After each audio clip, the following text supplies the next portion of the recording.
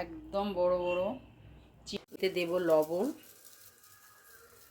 আর হলুদ। লবণ হলুদটা দারুণ লাগবে একদম। চিংড়ির জন্য আমি দেখুন এই তেলে পেঁয়াজ বেরেস্তা করে রাখলাম, এটা দইয়ের সঙ্গে অ্যাড করব, দেখিয়ে দেব। আর এই ফ্রাই করবো বড় বড় চিংড়ি, 1 মিনিট ফ্রাই করবো চিংড়ি।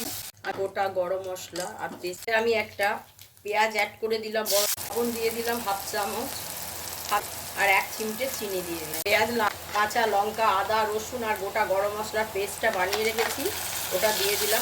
জিরে গুঁড়ো হাফ চামচ, 1 চামচ, কাশ্মীরি লঙ্কা গুঁড়ো 1 চামচ।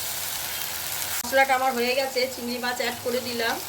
দেখুন আমি 1 কাপ জল অ্যাড করেছি, এতে 2টো কাঁচা লঙ্কাও দিব, পেঁয়াজ ছিটে।